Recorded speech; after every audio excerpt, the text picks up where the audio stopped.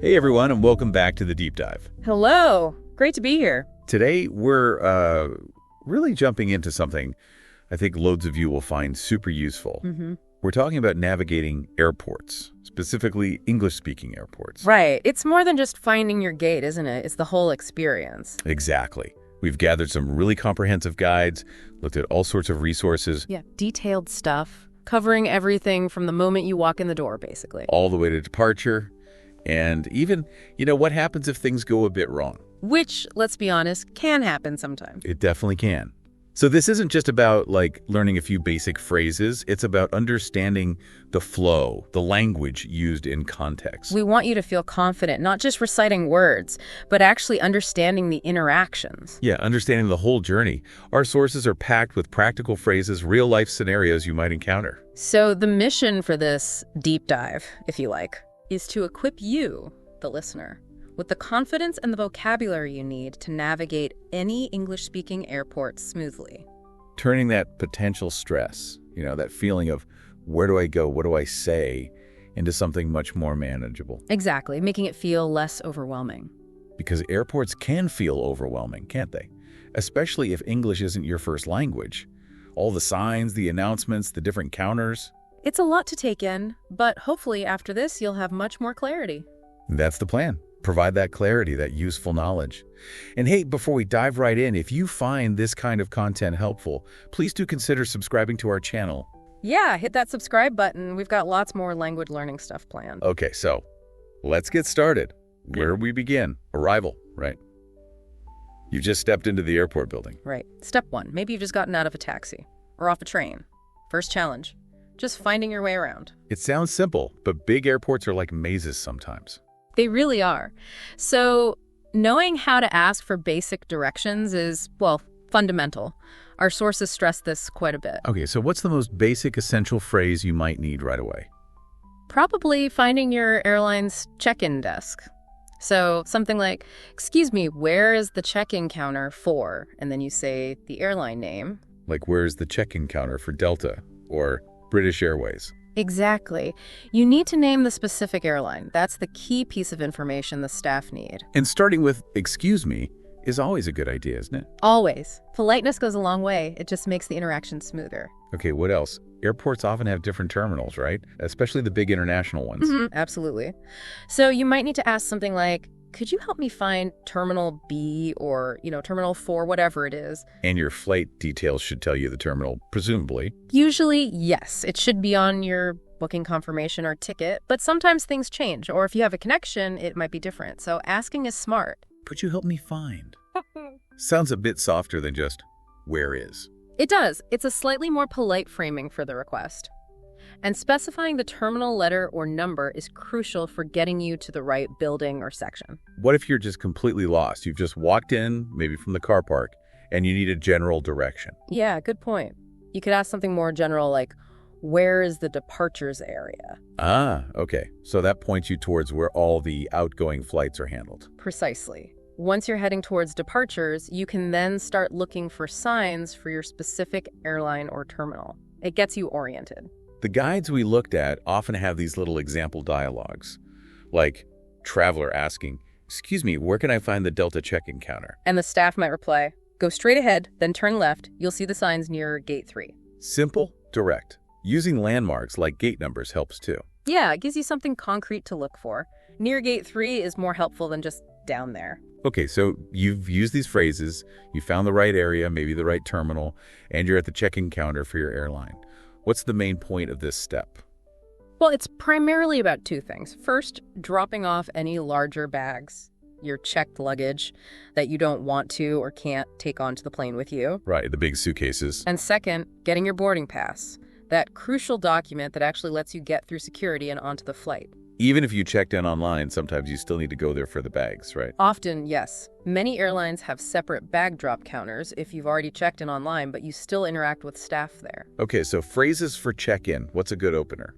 A straightforward one is, hello, I'd like to check in for my flight to, and then your destination. Flight to New York, for instance. Clear and tells them exactly what you need. They'll then usually ask for your ID, passport most likely, especially for international flights. Which leads to the next phrase. Here's my passport. Maybe add E and my booking reference if you have it handy. Yeah, here's my passport and ticket, or here's my passport and booking confirmation. Having them ready saves time. Physical tickets are rare now, but the passport is key. Definitely speeds things up if you're not rummaging through your bag. Absolutely. It shows you're prepared. They need that passport number and your booking details to pull up your reservation. Now, seat preference. I always like an aisle seat if possible. How do you ask for that politely? You'd say, "Can I have an aisle seat, please?" Or if you prefer looking out, "Could I have a window seat, please?" And adding please is essential. Crucial. It's a request, not a demand. And, be prepared that your first choice might not be available, especially if the flight's full. Fair enough. Okay, bags. This is a big one. Allowances, fees. How do you ask about that? A really important question is, how many bags am I allowed to check? Or maybe, is there a fee for checking this bag? Because the rules can vary so much between airlines and even different ticket types on the same airline. Exactly. Asking up front avoids nasty surprises, like unexpected charges for being overweight or having one bag too many. So an example interaction might be, traveler says, "Hi, I'd like to check in for my flight to Miami." And the agent replies, "Certainly.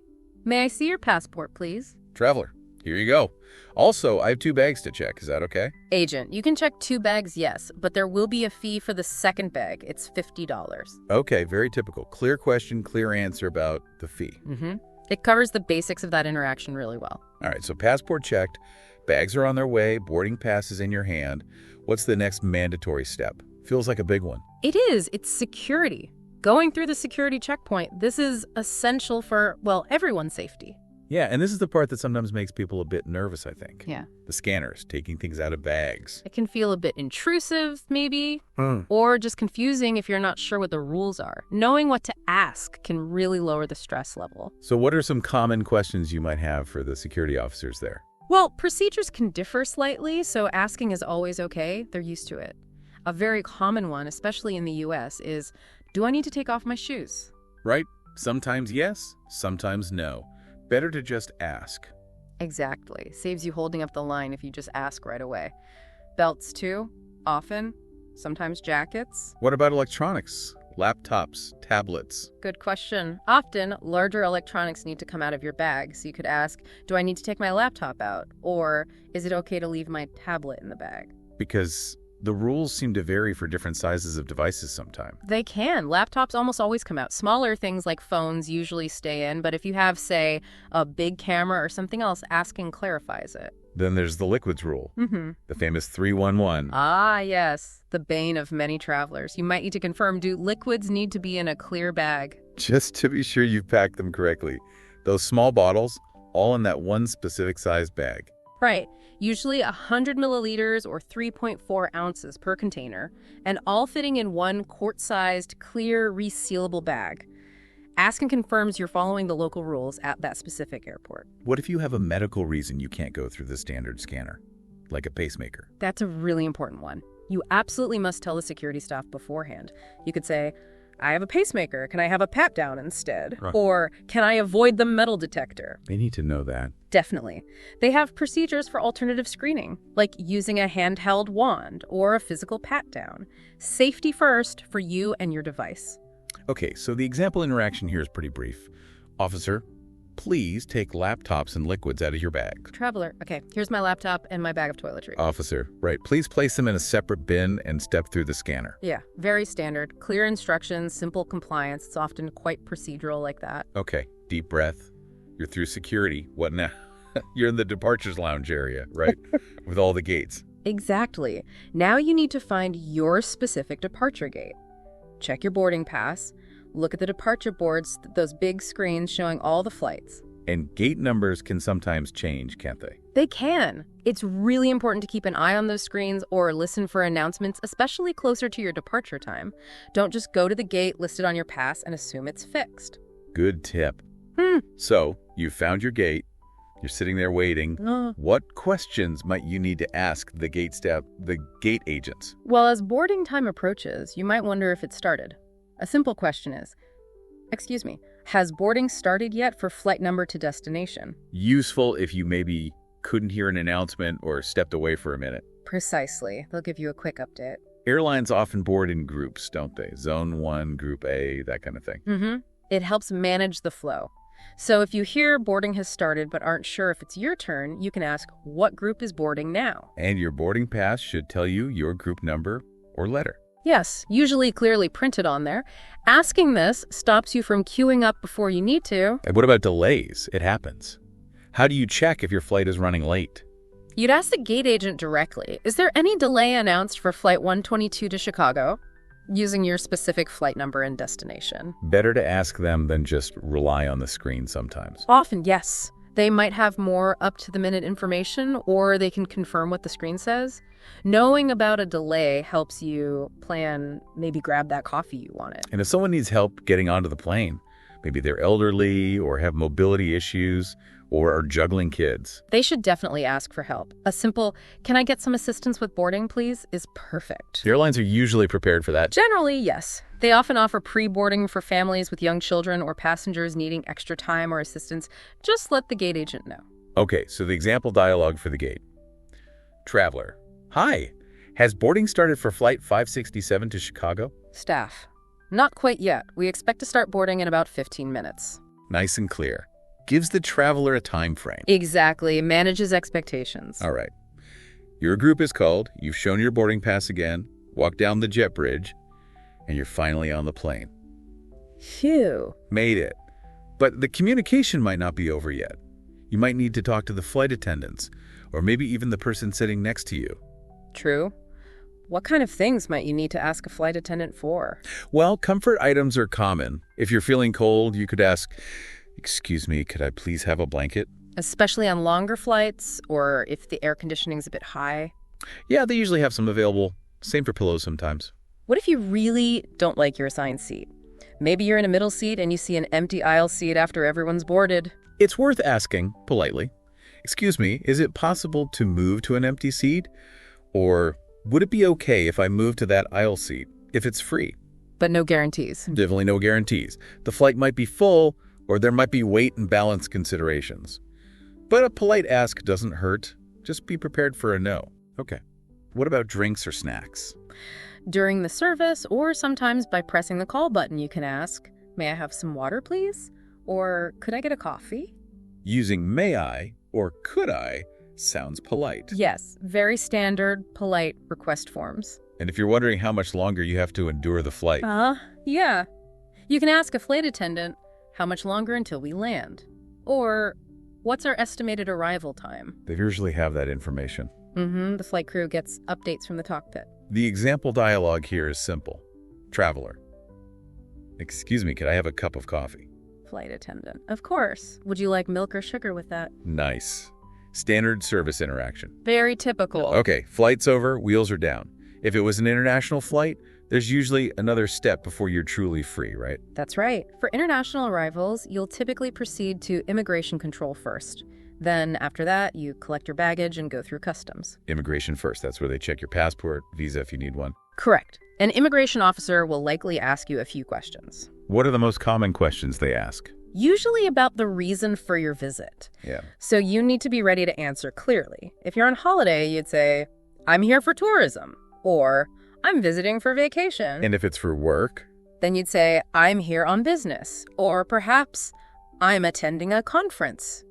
Be truthful and concise. They also usually want to know how long you're planning to stay, don't they? Almost always. So be ready with your answer. I plan to stay for 2 weeks, or I'll be here for 10 days, whatever your planned duration is. Having your return ticket handy might be useful here too. It can be, yes. Sometimes they might ask to see proof of your onward or return travel plans. Okay, so after immigration, you usually head to baggage claim, then customs. Yes. You collect your checked bags, and then you proceed towards the customs checkpoint. Here, you might need to declare certain goods you're bringing into the country. Like what kind of goods? Often things like large amounts of cash, certain foods, alcohol or tobacco over the allowed limit, or goods you intend to sell. The rules vary by country. So if you don't have anything like that, Then, if asked, you can simply state, I have nothing to declare. If you filled out a landing card or declaration form on the plane, you'd hand that over too. but if you do have something to declare, you absolutely should, right? Oh, absolutely. Be honest. Trying to hide things can lead to fines or confiscation. It's not worth the risk. Okay, the example exchange for immigration officer. What's the purpose of your visit? Traveler. Tourism. Officer. And how long are you staying? Traveler. For 3 weeks. Short, simple, to the point. Exactly what they're looking for. Clear, direct answers. Right. Immigration and customs cleared.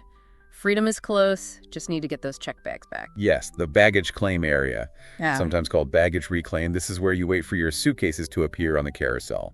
First challenge.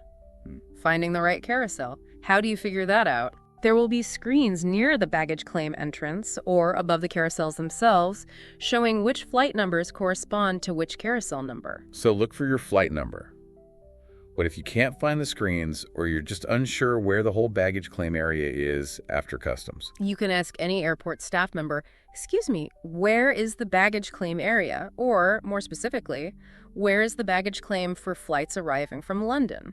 for example. okay, so you find the right carousel, you're waiting and waiting, and your bag just isn't showing up. Uh-oh. Yeah, that's a worry. If it seems like all the bags from your flight are off and yours isn't there, you need to act fast. What do you do? Who do you ask? Look for the baggage services office or counter for your specific airline. It's usually located within the baggage claim area itself. Go there and ask, "My luggage hasn't arrived from flight number. Who should I talk to about this?" And they'll help you file a report. Yes, they'll take your details, a description of the bag, your contact information, and give you a reference number for your missing baggage report. Okay, what if a bag comes around that looks exactly like yours, you grab it, and then realize, oops, it's not mine? That happens more often than you'd think. Many bags look alike. If you realize you've picked up the wrong one, the best thing is to take it straight to that same airline baggage services counter and explain, "I think I picked up the wrong bag. This isn't mine." And hopefully your bag is still there, or the person who has yours will do the same thing. Hopefully. It's important to check the luggage tag carefully before leaving the carousel area. Maybe put a unique ribbon or sticker on your bag to help it stand out. Good idea. The example dialogue for baggage claim. Traveler, excuse me, which carousel is for the United flight from Denver? Staff. United from Denver should be on carousel 5, just down that way. Simple directions again. Pointing you to the right belt. Okay, now let's talk about when things go properly wrong. Not just a slightly delayed bag, but bigger issues. Flight cancellations, missed connections, stressful stuff. It really is. But knowing what to say can make a huge difference in getting the help you need and resolving the situation as smoothly as possible. So, probably the most common major issue. Your flight gets canceled. You see it on the board or get an email. What's the first thing you should say to the airline staff? Go to the airline counter or gate agent and clearly state the problem. "My flight number to destination has been canceled. What are my options?" Asking what are my options is key, isn't it? Absolutely. It prompts them to explain what they can do for you, rebooking you on the next flight, offering a refund, potentially providing accommodation or meal vouchers, depending on the reason for cancellation and the length of the delay. Okay, another issue. Damaged luggage. Your bag arrives, but it's torn or a wheel is broken off. Right. You need to report that before leaving the baggage claim area if possible. Go to the baggage services desk and say, "My suitcase was damaged on flight number." And then ask about filing a claim. Yes. Follow up with, "How do I file a claim for the damage?" They'll have forms and procedures for this. Take photos of the damage too if you can. Good tip. What about missed connections? Your first flight is delayed and you know you won't make your next one. As soon as you realize this, talk to the airline staff. Either on the plane if there's time before landing or immediately upon landing at the transfer airport. Say, "My incoming flight was delayed and I've missed my connecting flight to final destination. Can you please rebook me?" Is it usually the airline's responsibility to get you there if they cause the missed connection? Generally, yes. If both flights were booked together on the same ticket or with partner airlines, they should rebook you on the next available flight at no extra charge. Okay. The example for handling problems. Traveler. Hi. I just saw my flight to Los Angeles has been canceled. What should I do? Agent, okay, let me check that for you. Yes, it's canceled due to weather. We can rebook you on a flight tomorrow morning or offer a full refund. Clear options presented.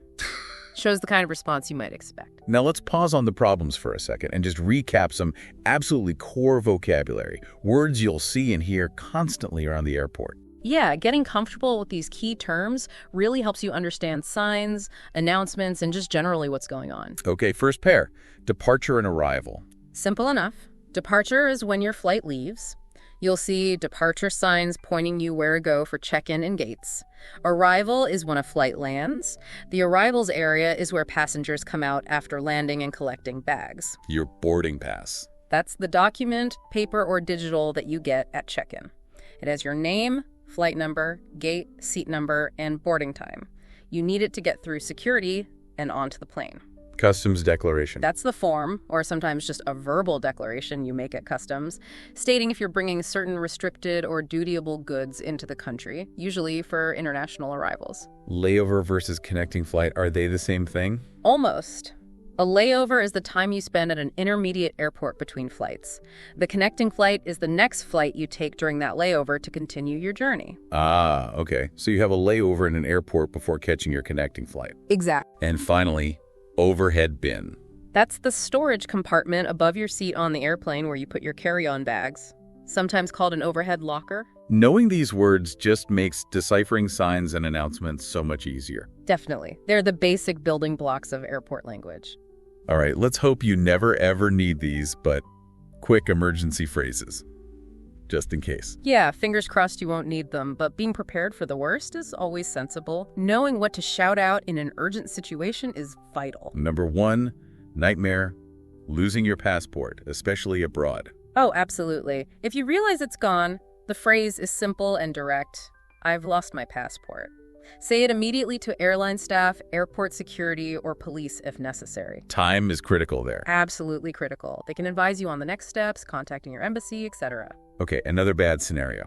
You get to the gate too late, the door's closed, the plane is pulling away. Gutting feeling. You'd say, I've missed my flight. Again, say it straight away to the gate agent or airline customer service. And then you have to deal with rebooking options, potential fees. Exactly. But the first step is communicating the problem clearly. What if you just need help generally and you're not sure where to go? Maybe you feel unwell or lost or something else is wrong. A good general question is, where is the nearest help desk? Or where can I find an information desk? Most airports have those, right? Staffed information points. Yes, usually quite prominently located. They can help with all sorts of queries. And an even more general plea for help. Simply, can someone assist me, please? Or, I need help, please. Clear, polite, and indicates you're in some kind of difficulty. Hopefully just knowing these exist provides a tiny bit of reassurance. It does. Knowing how to ask for help is the first step towards getting it. Let's make this a bit more concrete. Thinking about specific famous airports in the U.S., does the type of question people ask vary depending on the airport? To some extent, yes. The layout and main function of the airport can influence the common challenges travelers face there. Okay, like JFK in New York. You mentioned it's a huge international hub. Right. So at JFK, with its many terminals often dedicated to different international airlines or alliances, a very common issue is navigating between terminals for connecting flights. People often ask, how do I get to Terminal 4 from Terminal 1? Or where is the air train to Terminal 7? The air train being their interterminal transit system. Exactly. Understanding how to use that or find the right shuttle bus is key at JFK. What about LAX Los Angeles? You mentioned its layout is different. Yeah, LAX has that sort of U-shape or horseshoe layout with multiple terminals along the outside. Getting between them often requires catching a shuttle bus that runs on the road outside the terminal. Yeah, people might ask. Where do I catch the shuttle bus to Terminal B? Or, is this the right bus for the Tom Bradley International Terminal? Knowing the shuttle routes is important there. And Atlanta Hartsfield-Jackson, ATL. Yeah. You said it's incredibly busy. Consistently one of the busiest in the world, largely due to the huge number of connecting passengers, particularly for Delta Airlines. It's vast, with long concourses. So the main challenge is just finding your way. Pretty much. People are constantly asking for directions. Which way is Concourse E? Or how long does it take to walk to gate F12? Or am I in the right terminal for my flight to Atlanta? Wait, no, they're already in Atlanta. For my flight to Paris. Right. Just navigating the sheer scale of the place. Exactly. Clear signage is there, but asking for confirmation or directions is extremely common. Okay, that gives a good flavor. So we've covered a lot of the, let's say, standard airport journey and vocabulary. Shall we move into some slightly more advanced territory now? Yeah, let's do that. For travelers who fly more often or find themselves in slightly less common situations, there's definitely more specific language that can be useful. Like accessing airport lounges. That's something not everyone does, but it's a perk for some. Right. If you have lounge access through your airline ticket class, frequent flyer status, or maybe a credit card, knowing how to ask about it is helpful. So you walk up to a lounge entrance. What do you say? Maybe you have a priority pass card. You could ask, "Excuse me, is this lounge accessible with priority pass?" Or maybe, "Do you accept priority pass here?" Clear and direct. What if you're flying business class? You could say, "Hello, I'm flying in business class today. May I use this lounge?" And be ready to show your boarding pass. They'll always want to see the boarding pass, won't they? Almost certainly, yes. That's the proof of your eligibility, whether it's class of service or frequent flyer status linked to your booking. Once you're inside, maybe you want to know what's on offer. Good point. You could ask the staff, "Could you tell me what amenities are available in the lounge?" Or more specifically, does the lounge offer complimentary food? Or is there Wi-Fi available? And showers, a big one on long journeys. Definitely. A very welcome amenity. You'd ask, "Are there shower facilities I can use?" Or, "Do you have showers here?" Okay, the example dialogue for lounge access. Traveler, hi, can I use this lounge with an American Express Platinum card? Staff, yes, absolutely. Could I please see your Amex card and your boarding pass? Straightforward verification process. And knowing terms like complimentary snacks, business center, Wi-Fi, relaxation areas, shower rooms, helps you understand what they offer. Okay, moving on from lounges. What about asking for a flight upgrade? Is that something people actually do? People definitely asked. Whether they get one is another matter, haha. But yes, you can inquire. How would you approach that? At check-in or maybe at the gate? Both are possibilities. At check-in, you could ask generally, "Are there any upgrade options available for this flight today?" Just testing the waters. Exactly. Or if you have frequent flyer miles you're willing to use, you could ask, "Is it possible to upgrade to business class using miles on this flight?" That's more specific. What about paying for an upgrade? You could ask, "How much would it cost to upgrade to premium economy or to business class?" Be prepared for the answer, though. Yeah, it could be pricey. Very. But sometimes airlines offer last-minute paid upgrades at the gate if the premium cabins aren't full. So you can also ask the gate agent, "Is there any last-minute upgrade availability to first class?" Worth a shot if you're feeling flush. Yeah. Or have a very long flight ahead. Precisely. The example interaction. Traveler, hi. I was wondering if any seats are available for an upgrade to business class. Agent. Let me check that for you. Yes, we do have a few seats left. The cost for the upgrade today would be $450. Gives you the information you need to decide. Okay. Another important area. Special assistance requests. For travelers who need extra help. Yes, airports and airlines have procedures for this, but you often need to communicate your needs clearly. It's best to arrange assistance in advance when booking, but you can also request it at the airport. Like needing a wheelchair. Right, you'd say, "I need wheelchair assistance, please." Or if you pre-booked, "I requested wheelchair assistance for this flight." And they'll arrange someone to help you through the airport. Yes, usually from check-in through security to the gate, and also upon arrival at your destination. What if someone needs help with heavy bags? Maybe due to age or a medical condition? You could ask politely, "Could someone possibly help me with my luggage, please? I have difficulty lifting." There might not always be dedicated porters, but check-in staff or information desks might be able to assist or direct you. Traveling with young children can be tricky too. It can. You might say to the gate agent, "I'm traveling alone with 2 small children. Could we possibly board early?" Or, "Is there any assistance available for families boarding?" Airlines are often accommodating for families. Usually, yes. Pre-boarding is common. And for unseen issues, like a medical condition requiring early boarding. Inform the gate agent discreetly. "I have a medical condition that makes standing for long periods difficult. Would it be possible for me to pre-board?" Clear and explains the need. The example dialogue. Traveler. Hello, I pre-booked special assistance. Could someone help me get to gate C22? Staff. Certainly. Let me just radio for an assistant. Someone will be here with a wheelchair for you in just a few moments. Shows the system in action. Okay, another stressful one. Losing something at the airport. Your phone, your jacket, your whole bag. Oh dear, yes, that's horrible. Acting quickly and knowing where to go is key. So you realize your backpack is gone. What do you do? Try to retrace your steps first. If no luck, find an information desk or airport staff and ask, "I seem to have lost my backpack. Where is the lost and found office? Every airport has a lost and found, right? Generally, yes. It's where found items are logged and stored for a period. What if you think you left it on the plane itself? If you're still at the arrival gate, tell the airline staff there immediately. I think I left my tablet on the plane, in the seat pocket.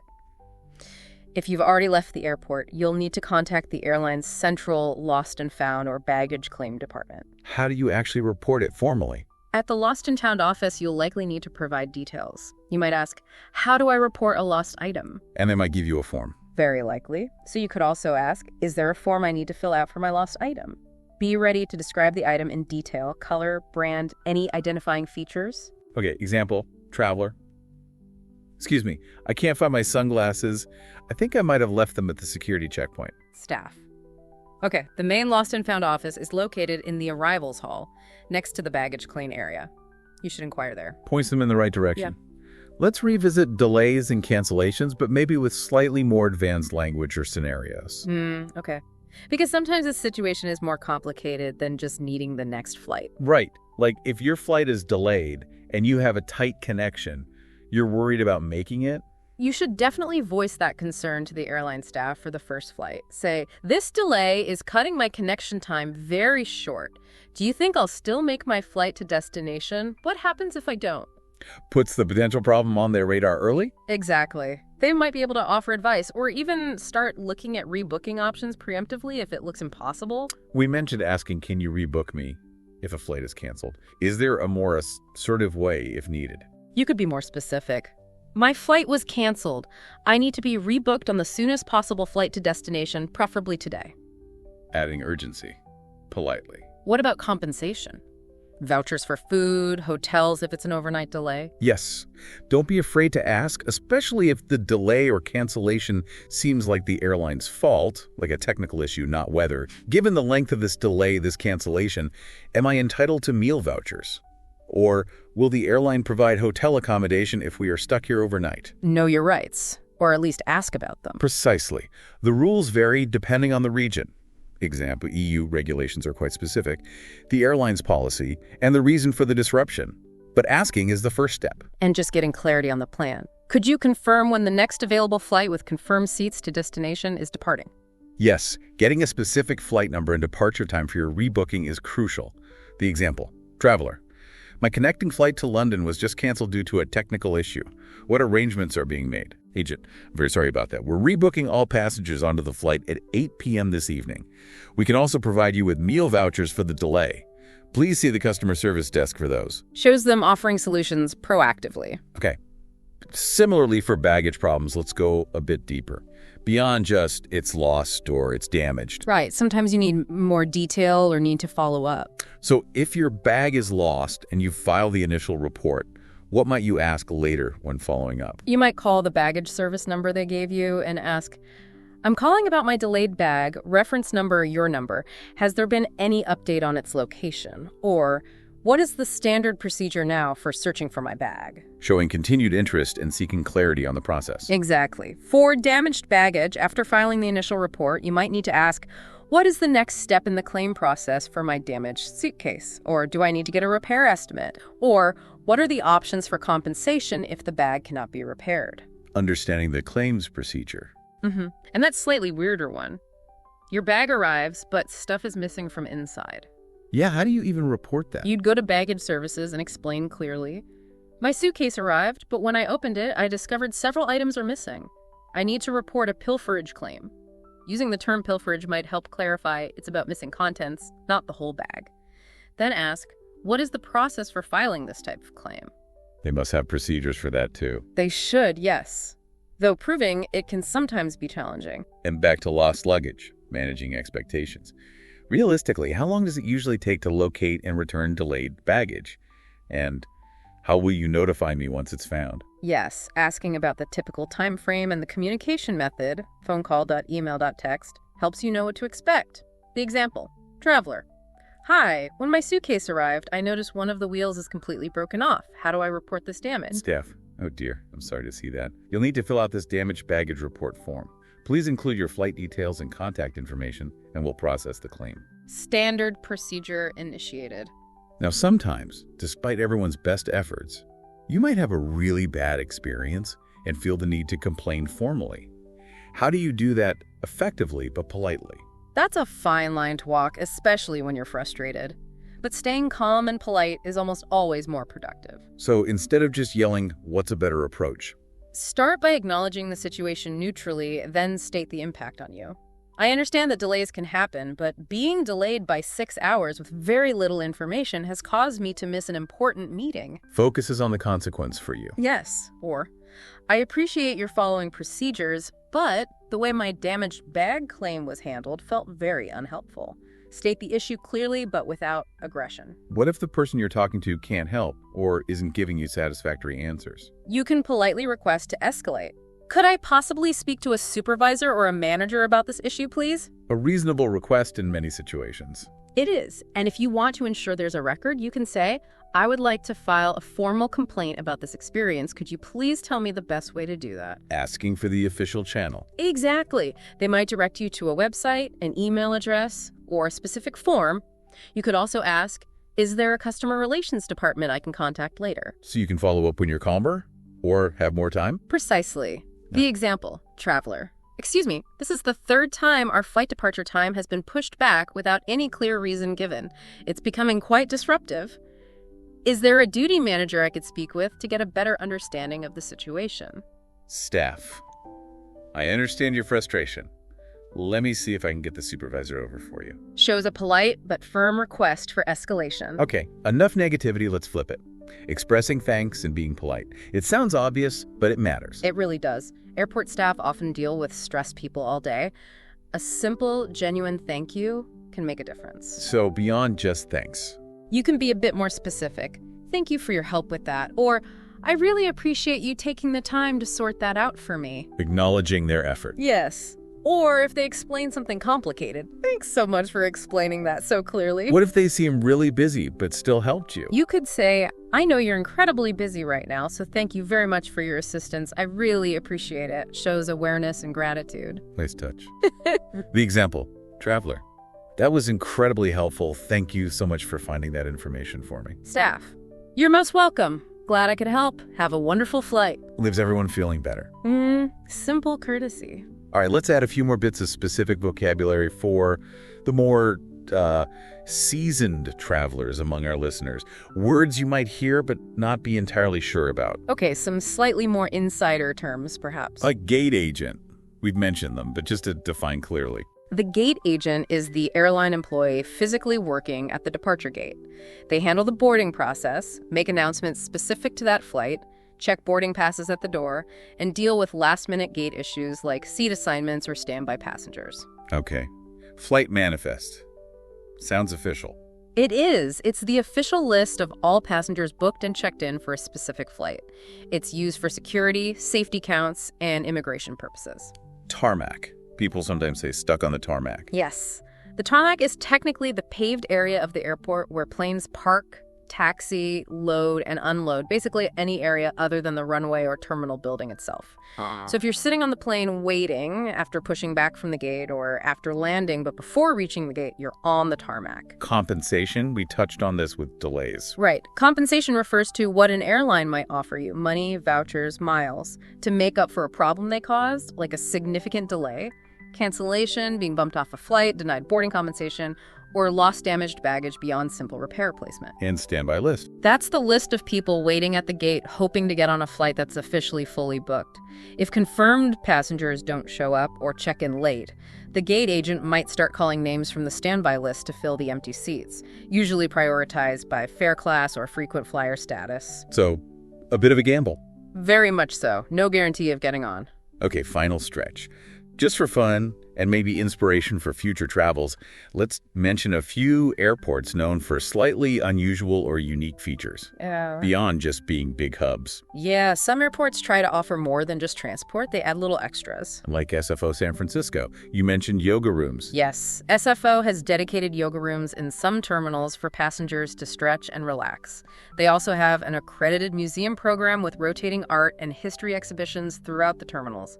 Quite cultured. That's pretty cool. What about Orlando? MCO. It served Disney World, so maybe something for kids. Exactly. MCO is known for being very family-focused. They have elaborate play areas for children, interesting design features, and generally try to make the experience less stressful for families heading to or from the theme parks. Makes sense for their market. And Chicago O'Hare, ORD. Anything surprising there, besides being huge and busy? Well, it has some quite striking features if you look for them. There's a famous underground walkway connecting concourses B and C in Terminal 1, which has a dazzling, multicolored neon light installation overhead called Sky's the Limit. It's quite mesmerizing. An unexpected art experience while rushing for a connection. Precisely. Adds a bit of visual interest to the trek. Fantastic. Well, I think that really covers the airport experience from top to bottom, wouldn't you say? I think we've touched on pretty much everything from arrival to dealing with problems, basic phrases to more advanced stuff. It's been a comprehensive journey. It really has. So that brings us towards the end of this very deep dive into airport English. We've gone from those first tentative questions asking for directions, right up to handling complex issues like rebookings, compensation claims, even asking for upgrades or reporting missing items from your luggage. And hopefully the main takeaway for you, listening, is that feeling of empowerment. Knowing you have the language tools to handle these situations can honestly make travel so much less stressful. It really can. Just understanding the process, knowing what to expect, and having the right phrases ready gives you so much more confidence. It turns the airport from a potentially confusing place into just another step in your journey. So maybe a final thought for you all.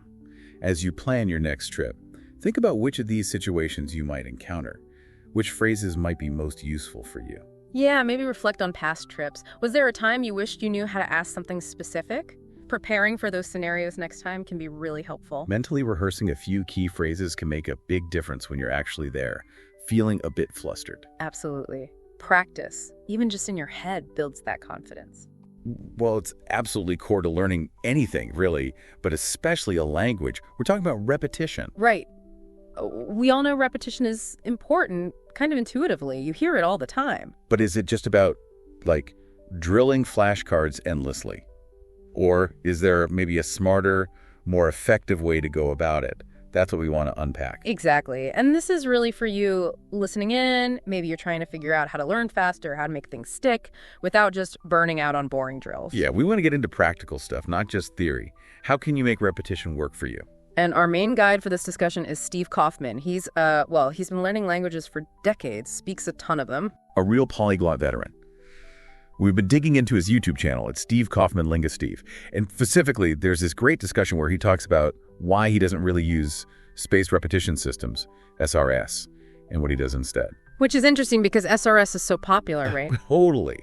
So our mission, if you will, for this deep dive is to really get inside Kaufman's perspective on repetition. Why does he do what he does? What are the principles? And crucially, what can you take away from his experience and maybe apply to your own studies? What are the practical implications? So you've probably heard that phrase, neurons that fire together, wire together. It sounds good, but what does it actually mean when you're trying to learn French or Spanish or English? That's the core question, isn't it? Is the way you're currently repeating things, maybe word lists, maybe app exercises, is that actually building those strong connections effectively? Or could there be a better way? Let's find out. So where do we even start with this idea? Why is repetition so fundamental from like a brain perspective? Okay, so that phrase, neurons that fire together, wire together, it actually comes from neuroscience, specifically from Donald Hebb back in the 1940s and 50s. Hebb's law, right, I've heard of that. That's the one. And it's really talking about the basis of learning and memory at a cellular level. It describes a key part of neuroplasticity. Neuroplasticity, the brain's ability to change and adapt. Exactly. Our brains aren't fixed. They reorganize themselves based on our experiences. Hebb's idea was that if one brain cell, a neuron, repeatedly takes part in firing another neuron, the connection, or synapse, between them gets stronger. Okay, so it's like if two people keep working together on a project, they get better at communicating and collaborating. That's a decent analogy, yeah. Or think of blazing a trail in a forest. The first time is hard work, pushing through bushes. But if you walk that same path again and again... It gets clearer, easier to follow. Precisely. That repeated activation strengthens the pathway. In the brain, the strengthening of synapses is how memories are formed and skills are learned. Repetition provides that repeated activation. So every time we encounter a word or phrase and understand it, or try to use it, we're potentially strengthening those neural pathways. We are, but, and this is a big but that Kaufman really emphasizes, it's not just any repetition. The kind of repetition is crucial. Right, just staring at a word on a page 100 times might not do much. Probably not very much, no. Rote memorization, just repeating things without much context or meaning, is often quite inefficient for long-term recall. Research tends to back that up. The brain seems to latch onto things better when they're embedded in meaning and context. Okay, so it's not just about frequency, but about the quality of the repetition. Quality and context. We need to think strategically about what we're repeating. Is it isolated facts or meaningful chunks when we repeat it immediately after learning or days later? And how through drill exercises or through re-engaging with the original material. And this is really where Kaufman's approach starts to diverge from some common methods, isn't it? Yeah. He puts a huge emphasis on repeating content, not just individual words. Exactly. That's probably the cornerstone of his strategy. He focuses massively on getting repeated exposure to the language as it's actually used through listening to audio, reading texts. So less focus on, say, flashcard decks of single words, and more on rereading a chapter or re-listening to a conversation. Precisely. He often talks about his process, especially early on in a language. He might listen to something, maybe a short story or a dialogue, if he understands very little. Which is common at the start. Totally. His next step isn't necessarily to grab a dictionary and look up every single word. Instead, he'll often read the transcript of that same audio. Ah, okay. So hearing it and then seeing it, using two different modalities for the same material. Right. That in itself is a powerful form of repetition. You're processing the same information through different sensory channels, which can create richer mental representations. I find that helps me too. Sometimes I'll hear a phrase, be unsure, but then seeing it written down makes it click, or vice versa. It definitely reinforces the learning. And Kaufman often goes further. He might listen to that same piece of audio again, maybe multiple times after reading it, or cycle through listening and reading the same few pieces of content repeatedly. Why does he think repeating the whole content block is better than just drilling the tricky words from it? His argument is all about context and association. When you encounter a word within a story or a conversation, it's not just an isolated unit. It's connected to the characters, the situation, the surrounding words, the overall meaning. Right, it has neighbors. It has neighbors. It has a history within that text. Each time you re-encounter the content, you're not just seeing the word, you're reactivating that whole network of associations. Think about the word bank, for instance. If you just see bank on a flashcard, it might mean a financial institution or the side of a river. Out of context, it's ambiguous. But if you read a story where someone goes to the bank to withdraw money, and later they sit on the riverbank, then the context makes the meaning clear each time. And rereading reinforces both meanings in their specific contexts. Exactly. The rich context provides multiple varied associations. Kaufman believes this builds a much deeper, more flexible understanding of vocabulary than just memorizing definitions. It's like building a 3D model of the word in your mind, rather than just having a flat picture. That web of associations idea makes a lot of sense. It feels more like how we naturally know words in our native language. We don't just know the dictionary definition, we know how it feels, where it's used, the nuances. That's the goal, to build that kind of rich, intuitive understanding. He talks about using mini stories, especially when starting a new language. These are simple narratives, often with accompanying audio and text. I've seen those on his LingQ platform, I think. Yes, they're a core part of that system. He describes listening to these stories again and again, maybe 20, 30 times, and reading them repeatedly too. Initially, maybe 90% of the words are unknown. That sounds daunting. It can be, but the focus isn't on instantly understanding everything. It's about gradually absorbing the sounds, the rhythm, and letting the meaning of the story emerge through that repetition.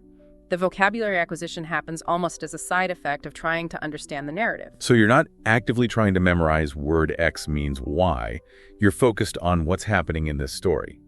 And through repeated exposure, word X starts to become clear because you see it used consistently in relation to the events. Precisely. He explicitly contrasts this with making lists of words from the story and then deliberately trying to memorize that list. That's not his preferred method at all. He wants the learning to happen within the context. Okay, so the what is clear. Repeat meaningful content. Let's move on to when. How does the timing and frequency fit into his approach? You mentioned he repeats more at the beginning. Yes, the frequency isn't static. It changes significantly depending on your proficiency level. In those very early stages, maybe A1, A2 level, when comprehension is extremely low, that's when he advocates for the highest frequency of repetition of the same material. That's the 30 listens, 10 reads example. Exactly, or something in that ballpark. He talks about cycling through a small set of mini-stories repeatedly, rather than trying to conquer one completely before moving on. It's about building a foundational familiarity. What's the underlying reason for that intensity early on? Why not just move on to new content sooner?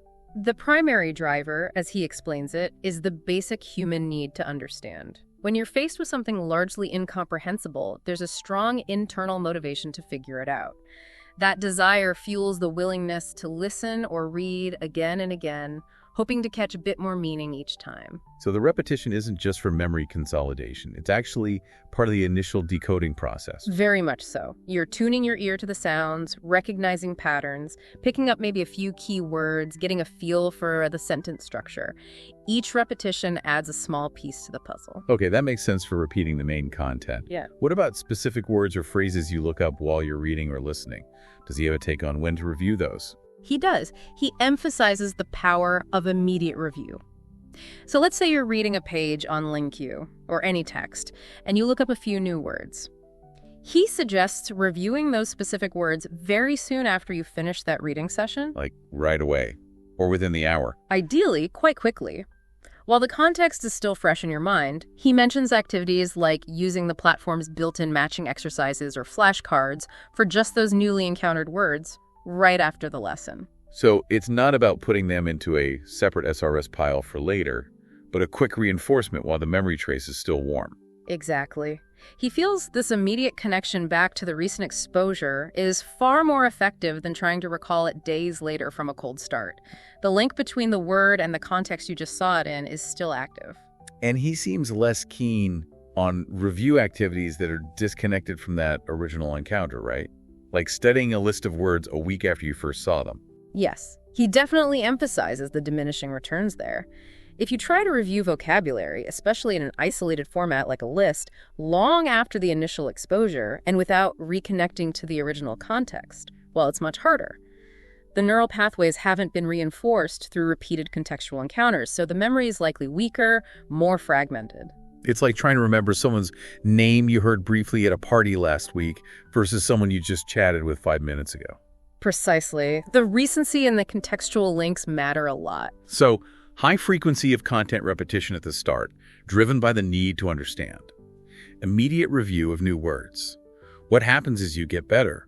Does the need for repetition decrease? Absolutely. As your comprehension improves, say you reach an intermediate level, B1 or B2, Kaufman says he naturally listens to things less frequently. If he listens to a podcast episode or reads an article and understands, say, 80–90% of it the first time. He doesn't feel the same urge to listen 30 times. Exactly. He might listen just once, or maybe twice if he found it particularly interesting or dense. The motivation to repeat drops significantly once a basic understanding is achieved. Why listen again and again if you already got the gist? So the frequency of repetition becomes self-regulating, in a way, based on your comprehension and interest levels. Very much so. He directly links the frequency of listening, in particular, to his motivation. High motivation to understand equals high repetition. Lower motivation, because understanding is already high, equals lower repetition. It's quite organic. That's a really interesting point, that motivation isn't just about starting to study, but it actually influences the process of repetition itself. Definitely. It's not some external schedule dictating, review this now. It's your internal state of comprehension and curiosity driving the engagement. Okay, this is shaping up nicely. We've covered what to repeat, content, and when. More at first, immediate review, less later. Now the big one, how to repeat. This is where the interest-driven approach clashes a bit with spaced repetition systems. Right. So, broadly speaking, you have these two main philosophies on managing repetition over the longer term. One is Kaufman's approach. Follow your interests. Revisit content. Review words as they naturally reoccur or as you feel inclined. It's kind of organic, maybe even a bit random seeming, driven by personal engagement. You reread a book because you loved it, not because the schedule told you to. Yeah. You look up a word again because you saw it and couldn't quite remember it. Exactly. It's very learner-driven, very autonomous. The repetition happens because you continue to engage with the language in ways you find compelling. And the other approach? That's the spaced repetition system, or SRS. Think Anki, Memrise, Quizlet's learning modes, the algorithms built into many language apps. The flashcard systems that tell you when to review things. Precisely. They use algorithms based on the forgetting curve. The idea is to show you information, usually vocabulary or short phrases, at increasing intervals. You see something new frequently at first. If you get it right, the interval gets longer. If you get it wrong, it gets shorter. It tries to predict the moment you're about to forget something and shows it to you just before you do. That's the theory, yes. It aims for maximum efficiency in transferring information into long-term memory by optimizing the review schedule. And it's super popular. Lots of people swear by it for vocabulary building. But Kaufman, not so much. Not for his personal learning, no. He's quite explicit about not using SRS regularly or finding it particularly necessary for him. What are his main objections? Why doesn't he like it? His core reason comes back to that value he places on autonomy and context. He really wants to be in control of what he learns, and when he revisits it, driven by his own interests and engagement with actual content. He doesn't want an algorithm dictating his study schedule. Pretty much. He prefers the feeling of choosing to reread an article or re-listen to a podcast because he wants to, not because a notification popped up. And, crucially, he strongly prefers encountering words and phrases within that rich, original context where he first met them. As opposed to seeing them on an isolated digital flashcard. Exactly. He feels that seeing, say, ephemeral on a flashcard tells you the definition, but it doesn't reinforce the way it was used in that beautiful sentence in the novel he read. Revisiting the novel itself or encountering the word in a new context does that better, in his view. So the context provides nuance and usage patterns that a simple flashcard lacks. That's his perspective. He believes that rich contextual recall leads to deeper understanding and better retention in the long run, even if it seems less efficient day to day than ticking off SRS reviews. It's a trade-off, maybe, between perceived efficiency and the depth of learning. Perhaps. And it's really important to stress, as Kaufman himself does, this is his preference. He acknowledges that SRS works brilliantly for many people, different strokes for different folks. Right. Some people love the structure, the gamification, the clear sense of progress you get from SRS. Absolutely. If using an SRS app keeps you motivated, keeps you consistently interacting with the language every day, then that's fantastic. The most important factors, regardless of method, are always going to be motivation and time invested. If SRS helps you with those, great. But for Kaufman, the motivation comes more from the content itself, and he finds reviewing isolated words less engaging and maybe less effective for his style. That sums it up well. He prioritizes the engagement with the source material over the structured review of its components. Okay, but let's play devil's advocate for a moment. What about those less common words? As you get more advanced, you encounter words that might only pop up once in a blue moon in your reading or listening. That's a classic argument for SRS, and it's a very valid point. Right. If you only see the word ubiquitous once every 6 months naturally, how are you supposed to really learn it without some deliberate effort to review it? SRS seems designed precisely for this problem, making sure those low-frequency but still useful words don't slip away. Absolutely. SRS advocates would say it's the perfect tool to combat the forgetting curve for vocabulary that doesn't get reinforced naturally very often. It ensures those items get revisited systematically. So how does Kaufman counter that? If he's relying on natural encounters through content, isn't he likely to forget those rarer words? His response is essentially one of trust in the process and the sheer volume of input. He believes that if he reads and listens enough, across a wide variety of interesting and challenging content, those important but less frequent words will eventually reappear often enough to be learned. So he's betting on quantity and variety of input to solve the frequency problem. Largely, yes. He acknowledges they'll appear less often, but trusts that over the long haul of consuming masses of content, the necessary repetitions will happen. Maybe not on a predictable schedule like SRS, but they'll happen. Does he have anything else that helps? Maybe psychologically. He does mention the motivational tools within his LingQ system, things like tracking the number of words he knows, earning coins for activity. He jokingly calls these a mechanical rabbit. Like the rabbit greyhounds chase at the track. Exactly. These metrics give him a sense of progress and encourage him to keep going, keep reading, keep listening, even when it feels like he's hit a plateau. This constant engagement, driven partly by these stats, increases the chances of re-encountering words. So the gamification provides a different kind of nudge to keep the input high, which indirectly helps with repetition. That seems to be part of it. Plus, his motivation isn't just the stats. It's also his growing interest in tackling more complex content as he improves. As he deliberately seeks out more challenging books, articles, podcasts on subjects that fascinate him. He's naturally going to encounter more sophisticated, lower-frequency vocabulary within those texts. Precisely. His desire to understand complex ideas in the language becomes the engine driving exposure to, and therefore repetition of, the vocabulary needed to discuss those ideas. It's an upward spiral fueled by interest. So it's less about forcing the review of specific words and more about creating an environment where those words are likely to show up again because you're constantly exploring new and interesting territory in the language. That's a very good way to put it. It leads nicely into his overall philosophy, which he often frames as a top-down approach. Okay, top-down. What does that mean in practice for language learning? We usually hear about building from the bottom up, right? Yeah. Letters, words, sentences. Right. The traditional bottom-up might focus first on learning grammar rules, memorizing basic vocabulary lists, and then trying to assemble those pieces into meaningful communication. Like building with Lego bricks, learn the bricks first, then build the castle. Kind of, yeah. Kaufman's top-down approach flips that. It prioritizes diving into the big picture, the overall meaning of authentic content right from the start. You immerse yourself in the forest, not just study the individual trees. So you're engaging with stories, conversations, articles, even if you don't understand every detail initially? Exactly. The focus is on grasping the main message, the gist, through repeated exposure to the whole piece. The theory is that as you do this, the individual components, the words, the phrases, even the grammar patterns, start to become clearer and fall into place naturally within that larger context. So understanding the whole helps you decipher the parts rather than the other way around. That's the idea. You get a feel for the language's flow and structure first, and the details emerge from that understanding. And this ties back to his view on vocabulary. Definitely. He often says that while tracking known words is a useful motivator and indicator of potential, he doesn't deliberately memorize word lists to inflate that number. He doesn't sit down with the goal, I must learn these 50 words today. His goal is more like, I want to understand this chapter or I want to follow this podcast. Precisely. He has confidence, maybe faith is a better word, that if he consistently engages with enough interesting, comprehensible input, the repetition needed for the important words and phrases will just happen naturally as a byproduct of his engagement. It's quite a different mindset, isn't it?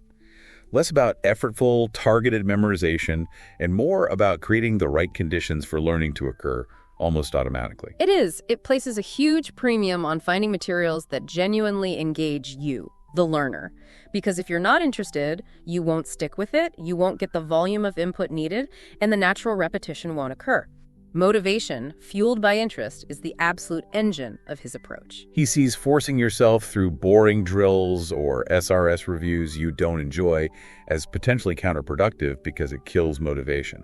That seems to be his concern, yes. Sustainability is key. He advocates for finding a process you actually enjoy, or at least find compelling, because that's what you'll stick with for the months and years it takes to get fluent.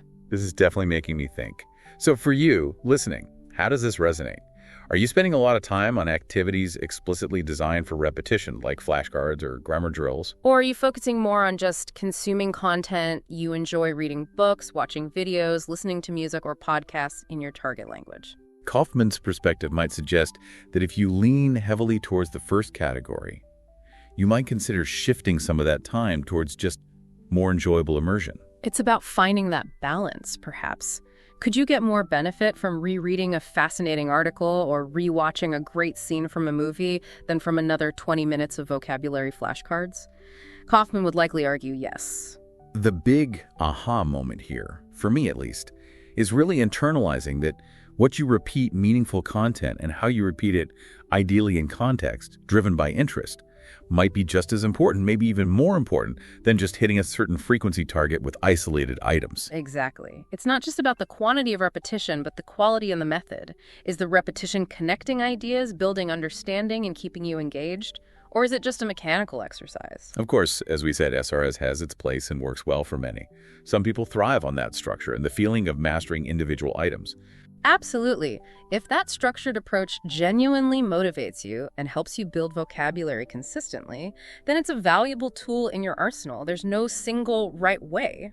But Kaufman offers a compelling alternative, especially for learners who find traditional drills demotivating or prefer a more holistic, content-driven path. It ultimately comes down to finding an approach, or maybe a blend of approaches that feels sustainable for you. Something that keeps you showing up day after day, interacting with the language in a way that feels productive and ideally enjoyable. That's the secret sauce, really. So wrapping this up, the key takeaway from Kaufman's view on repetition is, well, it's not just about mindlessly doing something over and over again. Not at all. It's about strategic, meaningful engagement. It's about repeatedly exposing yourself to interesting, comprehensible content. Letting your curiosity and desire to understand guide you towards listening again, reading again. Right. Trusting that through this massive, enjoyable input, your brain will naturally get the repetitions it needs to build those strong neural connections for vocabulary, grammar, and overall fluency.